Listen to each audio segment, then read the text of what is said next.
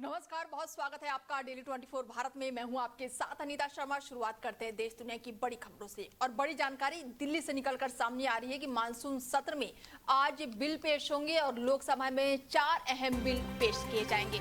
गृह मंत्री अमित शाह 2 विधेयक पेश करेंगे और केरल का नाम बदलने का बिल भी पेश होगा। ऐसे में कानून मंत्री अर्जुन राम मेघवाल भी पेश करेंगे बिल। बड़ी जानकारी दिल्ली से निकलकर सामने आ रही है कि आज मानसून सत्र में 4 अहम बिल जो है वो पेश किए जाएंगे। लोकसभा में 4 अहम बिल पेश होने वाले हैं और ऐसे में गृह मंत्री अमित शाह 2 विधेयक जो है वो पेश करेंगे और केरल का नाम बदलने का बिल भी इसमें शामिल होगा। तो वहीं कानून मंत्री अर्जुन राम मेघवाल भी 2 विधेयक पेश करेंगे। संसद के मानसून सत्र में आज लोकसभा में 4 बिल पेश किए जाएंगे। गृह मंत्री अमित शाह 2 बिल पेश करेंगे, जिसमें से एक बिल जो है 2026 केरल के नाम बदलने का है। वहीं दूसरा बिल जो है वो national cooperative development corporation act है।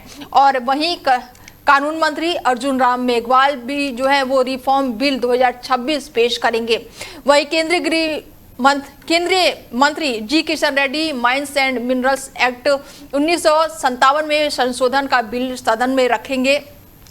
विपक्षी दलों ने इस हफ्ते संसद के अहम कामकाज में पहले ही फ्लोर लीडर्स की बैठक बुलाई है। कांग्रेस ने 3 दिन का व्हिप भी जारी किया है और इंडिया गठबंधन के सहयोगियों से बैठक में शामिल होने को भी कहा गया है। अगर सरकार प्रस्तावित FCRA बिल पेश करती है तो कांग्रेस और TMC के इसका विरोध भी करने को उम्मीद है। तो वहीं DMK इसे वापस लेने की मांग कर सकती है, जबकि NCP SP इसे संयुक्त संसदीय समिति यानी कि JPC के पास भेजने की तैयारी कर रही है। ऐसे में आज मानसून सत्र में काफी हंगामा देखने को मिल सकता है। पक्ष और विपक्ष दोनों आमने सामने आ सकते हैं। केंद्रीय गृह मंत्री 2 विधेयक पेश करेंगे, वहीं अर्जुन राम मेघवाल भी विधेयक पेश करेंगे। वहीं कॉमनवेल्थ गेम 2026 में शानदार प्रदर्शन करने वाले भारतीय खिलाड़ियों से प्रधानमंत्री नरेंद्र मोदी ने मुलाकात की और उनकी उपलब्धियों की जमकर सराहना की। नई दिल्ली स्थित 7 लोक कल्याण मार्ग पर आयोजित इस विशेष कार्यक्रम में प्रधानमंत्री ने पदक विजेता खिलाड़ियों से बातचीत करके उनके अनुभव सुने और भविष्य के लिए शुभकामनाएं दी। प्रधानमंत्री नरेंद्र मोदी ने कहा कि भारतीय खिलाड़ियों ने ग्लासगो कॉमनवेल्थ गेम में असाधारण कौशल, दृढ़ संकल्प और समर्पण का परिचय दिया। उन्होंने कहा कि खिलाड़ियों की मेहनत देश के युवाओं को लगातार प्रेरित करती रहेगी और खेलों के प्रति नई पीढ़ी का उत्साह बढ़ाएगी। ऐसे में प्रधानमंत्री ने खिलाड़ियों को संबोधित करते हुए कहा कि जो खेलेगा वो खिलेगा और संदेश भी दिया। प्रधानमंत्री नरेंद्र मोदी ने कहा कि केवल खेल पदक जीतने का माध्यम नहीं है, बल्कि व्यक्तित्व, निर्णय और राष्ट्रीय निर्माण का भी महत्वपूर्ण आधार है। इस दौरान खिलाड़ियों ने भी प्रधानमंत्री के साथ अपने अनुभव साझा किए हैं। ग्लासगो में आयोजित कॉमनवेल्थ गेम 2026 में भारत ने कुल 39 पदक जीतकर पदक तालिका में 4था स्थान हासिल किया। इसमें से 13 स्वर्ण पदक भी शामिल है। प्रधानमंत्री ने सभी पदक विजेताओं और पूरे भारतीय दल को बधाई देते हुए कहा कि देश को उनकी उपलब्धि पर गर्व है और आने वाले साल में वो भारत का नाम और ऊंचा करेंगे। वहीं झारखंड में भारतीय परीक्षाओं में कथित अनियमितताओं को लेकर छात्रों का आंदोलन लगातार जारी है। रांची में बड़ी संख्या में छात्र प्रदर्शन कर रहे हैं और कई अभ्यर्थी भूख हड़ताल पर भी बैठे हुए हैं। ऐसे में JPSC और JSSC की परीक्षाओं में पारदर्शिता, जांच और सुधार की मांग को लेकर छात्र सरकार के खिलाफ मोर्चा खोले हुए और इसी बीच राज्य सरकार और छात्र संगठनों के बीच कई दौर की बातचीत भी हो चुकी है, लेकिन अब तक कोई भी ठोस समाधान नहीं निकल पाया है।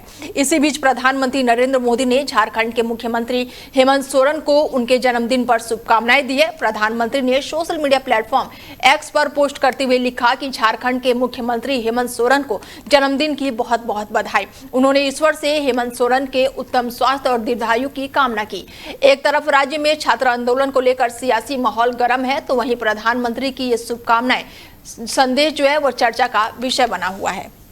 वहीं झारखंड में भर्ती परीक्षाओं में धांधली के खिलाफ छात्रों का गुस्सा चरम पर है। 25 जुलाई से रांची के जयपाल सिंह स्टेडियम में डटे प्रतियोगी छात्रों पर आर पार के मूड में नजर आ रहे हैं। सरकार और छात्र प्रतिनिधियों के बीच छठे दौर की वार्ता भी बेनतीजा रही है और कई छात्र परीक्षा में हुए अनियमितताओं की CBI जांच कराने की अपनी जिद पर अड़े हुए हैं। और इसी बीच JPSC के 3 सदस्यों ने इस्तीफा भी दे दिया है। प्रशासन की ओर से मार्च टालने की अपील भी की गई है, लेकिन राज्य भर में हजारों की संख्या में छात्र जो है वो झारखंड विधानसभा का घेराव करने के लिए निकल चुके हैं। सरकार और छात्र प्रतिनिधियों के बीच रविवार को हुई छठे दौर की बैठक में भी कोई भी ठोस सहमति नहीं बन सकी है। सरकार का दावा है कि 14वें जेपीएससी परीक्षा रद्द कराने सहित सरकार की अधिकांश बातें स्वीकार कर ली गई है। ऐसे में हालांकि सीबीआई जांच की मुख्य मांगों को लेकर मामला फंसा हुआ है। छात्र नेता रविंद्र पासवान ने साफ किया कि जब तक सभी मांगें पूरी नहीं हो जाती, आंदोलन तब तक खत्म नहीं किया जाएगा। ऐसे में छात्र जो है वो 25 जुलाई से जयपाल स्टेडियम में डटे हुए हैं और लगातार प्रदर्शन कर रहे हैं और छात्र नेता देवेंद्र नाथ मोहते 2 अगस्त से भूख हड़ताल पर हैं। तो वहीं कई जिलों से छात्रों के आने जाने का सिलसिला भी लगातार जारी है, जिन्हें रोकने के लिए प्रशासन जो है वो जगह जगह पर वाहनों की चेकिंग कर रहा है और बैरिकेडिंग लगा रखी है। इसके साथ ही राज्य सरकार ने फास्ट ट्रैक कोर्ट बनाने और 90 दिनों के भीतर चार्जशीट दाखिल करने का फैसला भी लिया है। आंदोलन के बीच जेपीएससी के सदस्य अजीत भट्टाचार्य, अनिमित हसानंद और साथ ही जमाल अहमद ने इस्तीफा भी दे दिया है, जिसे राज्यपाल ने स्वीकार भी कर लिया है। ऐसे में सीआईडी द्वारा पूछताछ के लिए समन भेजे जाने के बाद से ये बड़ा कदम उठाया गया है। इससे पहले 22 जुलाई को अध्यक्ष एल खियांगते ने इस्तीफा दिया था। मामले में अब 19 गिरफ्तारियां अभी तक हो चुकी है। फिलहाल अभी जो पेच फंसा हुआ है वो छात्रों और सरकार के बीच पेच फंसा हुआ है। ऐसे में छात्रों का हल्ला बोल लगातार जारी है। छात्र जो है वो विधानसभा का घेराव करने का ऐलान कर चुके हैं और इसके साथ ही छात्रों को रोकने के लिए बड़ी संख्या में फोर्स भी तैनात किए गए हैं। ये तस्वीरें हम आपको दिखा रहे हैं और हमारे साथ चर्चा में जुड़ चुके हैं रमेश ठाकुर जी हैं, मैनेजिंग एडिटर हैं। उनसे बातचीत करते हैं कि छात्रों का जो प्रदर्शन है वो कहीं तक थमने का नाम नहीं ले रहा है। ऐसे में विधानसभा का घेराव करने के लिए छात्र जो है वो निकल चुके हैं। सर, क्या लग रहा है कि आज की इस बैठक में मामला जो है वो शांत हो जाएगा?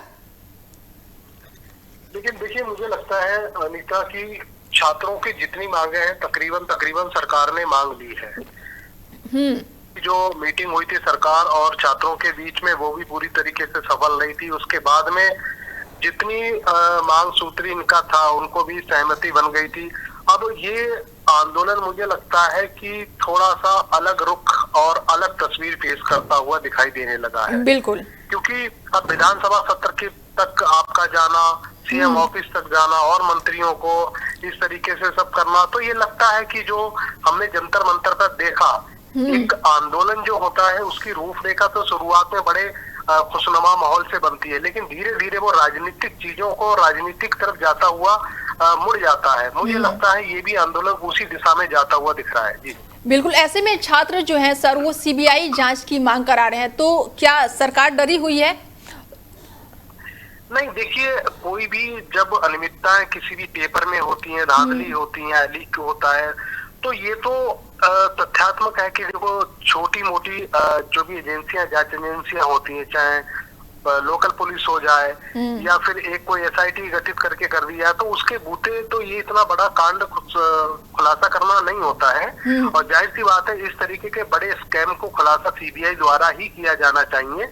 और बट बात यहाँ पे आ जाती है, सरकार के ऊपर डिपेंड करता है कि सरकार इसको मानेगी कि नहीं मानेगी। अगर सरकार सीबीआई के लिए रिकमेंड करती है पूरे मामले को, तो मुझे लगता है थोड़ा सा ये परीक्षाओं के लिए और छात्रों के हित के लिए बेहतर होगा। बिल्कुल। ऐसे में जो सरकार है, 2 गुट है वहां पर, दोनों गुटों से अलग अलग बातचीत कर रही है, अलग अलग मीटिंग कर रही है, तो क्या ऐसा तो नहीं है कि हेमंत सोरेन जो है वो बीच में आकर फूट डालो राज करो की राजनीति पर काम कर रहे हैं? क्योंकि एक साथ बैठकर छात्रों से बात नहीं कर रहे हैं और छठे राउंड की बातचीत हो चुकी है लेकिन कोई भी समाधान नहीं निकला है। तो सर अब क्या लग रहा है कि आगे और क्या हो सकता है? 6 राउंड की बातचीत में बेनतीजा रही है। अनीता, सरकारें अपने हिसाब से काम करती हैं। उनके जो थिंक टैंकर होते हैं जैसे उनको राय देते हैं उसी तरीके से करती हैं। आपके हमारे कहने से या कोई आक्रोश के दबाव में आके सरकारें फैसला कभी नहीं लेती हैं। उनको ये लगता है कि राजनीतिक हमारा नुकसान नहीं होना चाहिए और जो हमारी सरकार चल रही है उस पर डेंट नहीं पड़ना चाहिए और इमेज हमारी है वो बरकरार रहना चाहिए। इन सब चीजों को मिला जुला के एक मसौदा तैयार करके सरकार आगे बढ़ती है कि हमें हमारी सेहत पे कोई नुकसान नहीं होना चाहिए। बट आंदोलन की तरफ से जब आप देखते हो तो मुझे लगता है आंदोलन बिल्कुल सही सब्जेक्ट के खिलाफ हो रहा है। और वो चीजें सुधरनी चाहिए। अगर नहीं सुधरेंगी तो ये आंदोलन को आप खत्म कर लोगे, दूसरा आंदोलन आपके खिलाफ खड़ा हो जाएगा। नहीं खड़ा होगा तो आने वाले चुनावों में आपको निश्चित तौर पर उसका नुकसान उठाना पड़ेगा। ऐसे में छात्र जो हैं, तमाम राज्यों के छात्र अब सीधे रांची रुक कर रहे हैं, तो क्या लग रहा है सर, आने वाले दिनों में मात्र एक छात्रों के पास यही बच गया है कि हम भूख हड़ताल करेंगे और सरकार अगर बातचीत नहीं करिए तो एक लास्ट ऑप्शन यही बचा है जेएनयू के पास, मैं कहूँ युवाओं के पास कहूँ कि यहाँ पे जंतर मंतर के बाद अब रांची में है, रांची का अगर कैसे भी खत्म होता है तो फिर हम किसी और राज्य में देखेंगे, तो लास्ट ऑप्शन जेएनयू के पास यही बच गया है, भूख हड़ताल। अनीता, यहाँ पे एक मानवीय पहलू सामने उभर के निकला है और वो ये है, जब छात्रों की विपक्ष उठाते उठाते हार गया, कोई हल नहीं निकल पा रहा है, तो अब छात्रों का मेन धर्म क्या होता है? शिक्षण संस्थानों में, कॉलेजों में, यूनिवर्सिटीज में, स्कूलों में पढ़ाई करना। लेकिन वो ना करके बच्चे अपनी हकों की मांगों के लिए को लेके बाहर उतरे पड़े हैं सरकारों के खिलाफ। ये नहीं होना चाहिए। छात्रों का हित और छात्रों के हिस्से में सिर्फ पढ़ाई आनी चाहिए, ना कि प्रोटेस्ट आना चाहिए, ना कि इस तरीके से उत्पाद, धरना प्रदर्शन आने चाहिए। ये जिम्मेदारी हुकूमतों की होती है। हुकूमतें ऐसा मौका क्यों देती हैं कि छात्रों को पढ़ाई छोड़ के आपके खिलाफ खड़ा होना पड़े? बिल्कुल बिल्कुल। अब इसमें ये कोई नकार भी नहीं सकता कि छात्र अपनी मन मर्जी से, मौज मस्ती से यहाँ पे खड़े हुए बैठे हुए हैं, ऐसा भी कोई नहीं कह सकता है। जंतर मंतर से लेके हमने झारखंड से लेके कई हिस्सों में हमने देखा कि छात्रों ने अपनी उग्रता दिखाई है और वो उग्रता मुझे लग रहा सही दिशा है। सरकारों को ये मौजूदा जितने भी आंदोलन हो रहे हैं, ये सारे के सारे आईना है, समझना चाहिए, छात्र हितों के में कदम उठाने चाहिए और उनकी मांग सिर्फ एक यही है, वो अपने लिए कोई धन दौलत नहीं मांग रहे हैं, वो ये मांग रहे हैं कि हमारी भविष्य के लिए, हमारी दाखिलों के लिए जो परीक्षाएं होती हैं उनमें अनियमितताएं ना हो, ट्रांसपेरेंट तरीके से हो और उसमें किसी तरीके से गड़बड़ी ना हो। ठीक है सर, चर्चा में जुड़ने के लिए बहुत शुक्रिया आपका। बता दें कि रांची में छात्रों का जो प्रदर्शन है वो लगातार जारी है। छात्र जो हैं वो विधानसभा का घेराव करते हुए नजर आ रहे हैं। ऐसे में ये तस्वीरें हम आपको दिखा रहे हैं कि किस तरीके से प्रशासन पूरी तरह से अलर्ट मोड पर है, सुरक्षा के कड़े इंतजाम किए गए हैं और जगह जगह बैरिकेडिंग लगा दी गई है। इस सावन के दूसरे सोमवार पर राजस्थान भगवान शिव की भक्ति में सराबोर नजर आया है। जयपुर, दौसा और धौलपुर के कोटा समेत प्रदेश भर के प्रमुख शिवालयों में सुबह से ही श्रद्धालुओं का सैलाब देखने को मिल रहा है। भक्तों ने भगवान शिव का जलाभिषेक करके, दूधाभिषेक और साथ ही रुद्राभिषेक करके परिवार की सुख समृद्धि और मंगल कामना की है। राजधानी जयपुर की अगर बात करें तो सुबह से ही भक्तों की भीड़ देखने को मिल रही है। आकर्षण का सजावट भी की गई है। हर हर महादेव और बम बम भोले के जयघोष से मंदिर परिसर गूंज उठा है। दौस की पंच महादेव नगरी में भी बड़ी संख्या में श्रद्धालु दर्शन करने के लिए पहुंचे हैं। देवगिरी पहाड़ी स्थित नीलकंठ महादेव मंदिर में भी भारी भीड़ के चलते श्रद्धालुओं को घंटों कतार में इंतजार करना पड़ा। भीड़ को नियंत्रित करने के लिए गर्भगृह में प्रवेश अस्थायी रूप से रोक दिया गया है और बाहर से ही जलाभिषेक की व्यवस्था की गई है। वहीं धौलपुर के कई क्षेत्रों में लगातार मंदिरों पर भक्तों का तांता लगा हुआ है। कोटा की अगर बात करें तो कोटा के महादेव सहित अन्य शिव धामों में भी विशेष अनुष्ठान आयोजित हुए हैं। श्रद्धालुओं की सुरक्षा और व्यवस्था बनाए रखने के लिए पुलिस और प्रशासन पूरी तरह से मुस्तैद नजर आया। ऐसे में ये तस्वीरें हम आपको दिखा रहे हैं कि किस तरह से सावन का आज दूसरा सोमवार है और भक्तों का तांता लगा हुआ है। मंदिरों के बाहर हजारों की संख्या में भोले के भक्त जो हैं वो मंदिर के बाहर डटे हुए हैं। राजस्थान में हर हर महादेव की गूंज सुनाई दे रही है। ये तस्वीरें हजारों की संख्या में लोग जो हैं वो मंदिरों के बाहर खड़े नजर आ रहे हैं और दौसा का ये पूरी तस्वीरें हैं जहां पर सावन के दूसरे सोमवार पर शिवालयों में भक्तों की भीड़ देखने को मिल रही है। राजस्थान की ये तस्वीरें हैं जहां पर हजारों भक्त जो हैं महादेव की पूजा अर्चना करने के लिए मंदिरों के बाहर सुबह से ही लंबी कतारों में लगे हुए हैं। ऐसे में पूरे क्षेत्र में हर हर महादेव और बम बम भोले के जय घोषों से पूरी तरह से क्षेत्र जो है वो भक्तिमय नजर आ रहा है। ऐसे में दौसा के नीलकंठ महादेव मंदिर में लंबी कतारें लगी हुई हैं। ये तस्वीरें हम आपको वहां की दिखा रहे हैं कि किस तरह से भक्त जो हैं सुबह से ही मंदिरों के बाहर पहुंचे हुए हैं और भगवान भोले की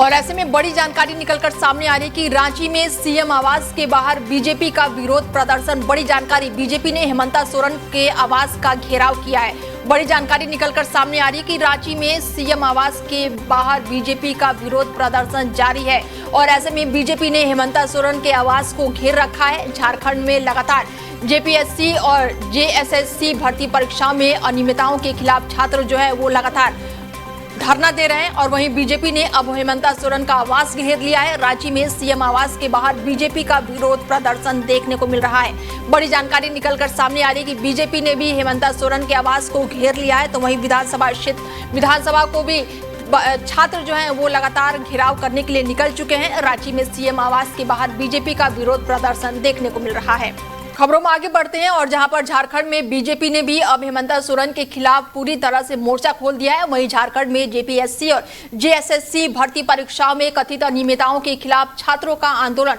अब निर्णायक चरण में पहुंच गया है। सरकार के साथ 3 दौर की बात जो है वो पूरी तरह से बेनतीजा रही है और आंदोलनकारी छात्र विधानसभा घेराव के लिए रांची की सड़कों पर उतर चुके हैं। सुबह से ही बड़ी संख्या में छात्र जो है जयपाल सिंह मुंडा स्टेडियम और साथ ही मार्च करते हुए विधानसभा की ओर लगातार बढ़ रहे हैं। छात्रों के विभिन्न जिलों से भी हजारों अभ्यर्थी जो है वो रांची पहुंचे हुए हैं और आंदोलन का समर्थन कर रहे हैं। छात्रों का कहना है कि जब तक उनकी मांगों पर ठोस फैसला नहीं लिया जाता तब तक आंदोलन जारी रहेगा। विधानसभा मार्च को देखते हुए राजधानी रांची में सुरक्षा के अभूतपूर्व इंतजाम किए गए हैं। विधानसभा परिसद के आसपास कई लेयर की बैरिकेडिंग भी की गई है, कटीले तारे लगाई गई हैं और भारी संख्या में पुलिस बल तैनात किए गए हैं। प्रशासन लगातार छात्रों से शांतिपूर्ण प्रदर्शन की अपील कर रहा है। आंदोलनकारी छात्रों की प्रमुख मांगों में 14वीं विहीन जेपीएससी परीक्षा रद्द कराना, भर्ती परीक्षाओं में कथित गड़बड़ियों की निष्पक्ष जांच और सीबीआई जांच और साथ ही वार्षिक परीक्षा कैलेंडर जारी करना और चयन प्रक्रिया में पारदर्शिता सुनिश्चित करना शामिल है। सरकार कुछ मांगों पर सहमति जता चुकी है, लेकिन सीबीआई जांच समेत कुछ मुद्दों पर अभी भी गतिरोध बना हुआ है। ऐसे में आज का विधानसभा घेराव झारखंड की राजनीति और छात्र आंदोलन दोनों के लिए अहम माना जा रहा है।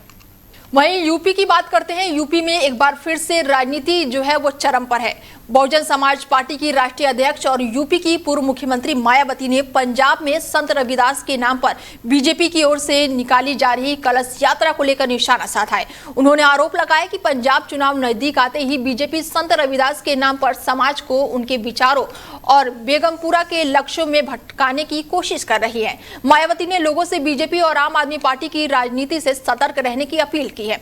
मायावती ने सोशल मीडिया प्लेटफॉर्म एक्स पर एक पोस्ट में 10 अगस्त 2019 को दिल्ली के तुगलकाबाद में संत रविदास के गुरु घर को गिराए जाने का मुद्दा उठाया।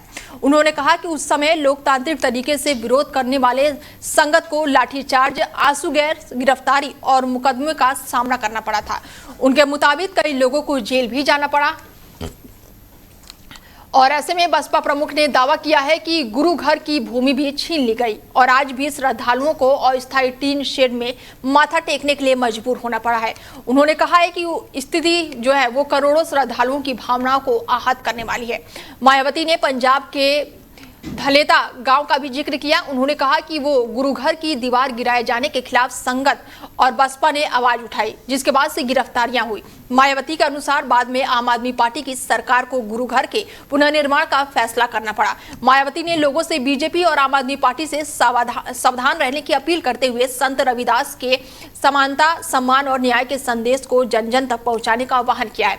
उन्होंने कहा है कि संत रविदास के बेगमपुरा के आदर्शों का अनुपालन जो है वो पूरी तरह से पराधीनता मुक्त समाज के निर्माण का संकल्प मजबूत किया जाना चाहिए। ऐसे में मायावती ने सोशल मीडिया प्लेटफॉर्म एक्स पर ट्वीट करते हुए ये बातें बोली हैं और ऐसे में मायावती ने बोला है कि बीजेपी और आपसे सतर्क रहने की जरूरत है। संत रविदास को लेकर मायावती ने बीजेपी और आम आदमी पार्टी पर यह तीखा हमला बोला है। वहीं दिल्ली की राजनीति और कथित आबकारी नीति से जुड़े मनी लॉन्ड्रिंग मामले में आज एक अहम सुनवाई होने जा रही है। दिल्ली हाई कोर्ट आज ईडी की उस याचिका पर सुनवाई करेगी जिसमें आम आदमी पार्टी के राष्ट्रीय संयोजक और पूर्व मुख्यमंत्री अरविंद केजरीवाल को दी गई जमानत को चुनौती दी गई है। ईडी का दावा है कि निचली अदालत द्वारा दी गई राहत पर पुनर्विचार किया जाना चाहिए, जबकि केजरीवाल पक्ष पहले से ही इस मामले को राजनीतिक प्रतिशोध करार देता रहा है। ये सुनवाई ऐसे समय पर हो रही है जब आबकारी नीति मामले को लेकर कानूनी और राजनीतिक बहस लगातार जारी है। माना जा रहा है कि हाईकोर्ट की कार्रवाई पर देश भर की नजरें टिकी रहेंगी, क्योंकि ये मामला लंबे समय से राष्ट्रीय राजनीति में केंद्र का विषय बना हुआ है। ऐसे में अदालत में दोनों पक्ष अपने अपने तर्क रखेंगे और सुनवाई के बाद से आगे की कानूनी दिशा तय हो सकेगी। और इस मामले में पहले भी कई अदालतों में सुनवाई हो चुकी है और अब दिल्ली हाईकोर्ट में होने वाली ये सुनवाई काफी महत्वपूर्ण मानी जा रही है। वही खेल जगत की थोड़ी सी बात कर लेते हैं। बता दें कि भारतीय क्रिकेट के युवा स्टार वैभव सूर्यवंशी इन दिनों क्रिकेट की व्यवस्थाओं से थोड़ा सा ब्रेक लेकर प्रकृति के करीब समय बिता रहे हैं। हाल ही में उन्होंने महाराष्ट्र के वर्धा जिले में स्थित प्रसिद्ध बोर टाइगर रिजर्व में जंगल सफारी का आनंद लिया है और इस दौरान उनके साथ खिलाड़ी शुभम दुबे, रवि सिंह और सुशांत मिश्रा भी मौजूद रहे। इसके साथ ही खिलाड़ियों के साथ सफारी करते हुए वो नजर आए। सभी ने बोर टाइगर रिजर्व के रहटी गेट से जंगल में प्रवेश किया है और करीब 4 घंटे तक वन्यजीवों की तलाश की है। सफारी के दौरान खिलाड़ियों को तेंदुआ, भालू, चीता और साथ ही मोर समेत कई जंगली जानवर देखने को मिले। हालांकि वैभव सूर्यवंशी को बाघ देखने की इच्छा जो है वो पूरी नहीं हो सकी है। इसके बावजूद भी जंगल के बीच बिताया गया समय उनके लिए खास और यादगार रहा।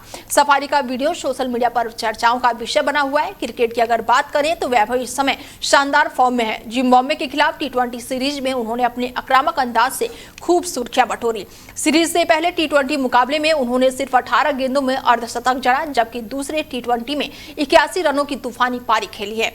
IPL 2026 में भी वैभव का बल्ला जमकर बोला है। उन्होंने 700 से ज्यादा रन बनाकर टूर्नामेंट में सर्वाधिक रन बनाने वाले बल्लेबाज का गौरव हासिल किया।